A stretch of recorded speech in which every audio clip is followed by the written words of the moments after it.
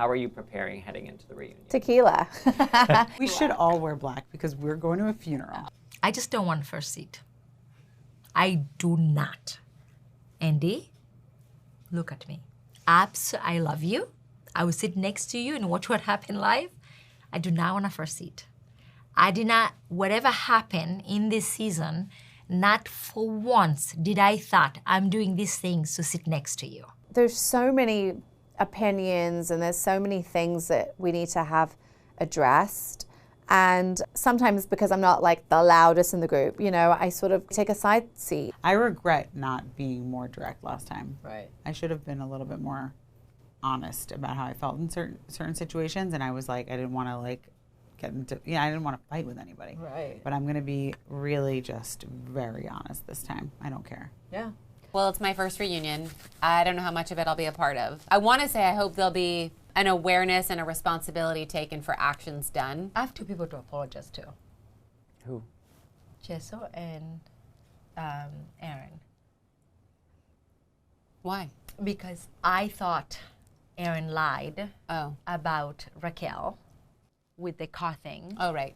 But then again, And then why Jessel? and Jessel for calling her a basic bitch. Oh. I cannot say how it's going to go. I don't think anyone knows how it's going to go. Yeah, it's just like walking into the unexpected, basically. But my glam's going to be on fire. Like, I know that. So tell me how you felt walking away from the trip as the season was coming to a close. Are you serious? Walking away from the trip. I think we crawled away from the trip. I feel like basically everything is Anguilla 2.0, except now it's like the battle royale is between Ubah and I, but it's like same thing, hot tub time machine from hell. Like, I don't know what the future holds, but I can tell you, looking at the past, it has been very difficult. there was like a pit in my stomach when I was flying back. Yeah. You know, there's a part of me that like felt like I did the right thing, but then there's also a part of me that was like, I just lit this shit on fire, you know? And I do think I did the right thing. Like, I'm not questioning what I ended up doing, because I think there were so many different things. We have been sandwiched in between this Brynn and Ubah sort of, you know, argument. And I just wanted, for me, the whole time I've just wanted to diffuse the situation. So I think that's what I was trying to achieve, just to diffuse the situation. This is why I don't get involved. You see what happens. For me personally, I was still like Processing. trying to process what had just happened and how it got to that point. Yeah.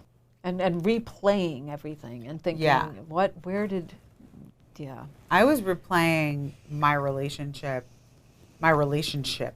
for the past couple of years.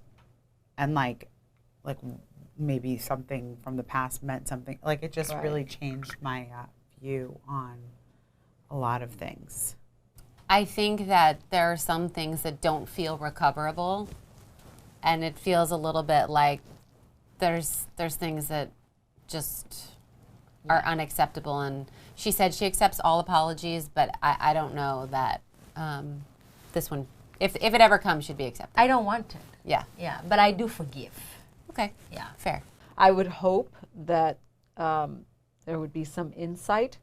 You know, I think the initial issues that led to the complete breakdown, Ubah, there were certain things that Ubah did to contribute to. So it wasn't entirely like, but then Brynn took it a little too far, or a little too far. I mean, way too far. I think I really what don't would end everything, and I think like would be sort of like a rebirth in our group, is if everybody took ownership for what they did wrong.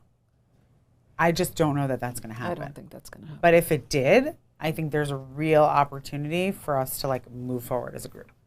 I just think that we all have so much going for ourselves. Like, you know, it would really upset me if we weren't able to band together.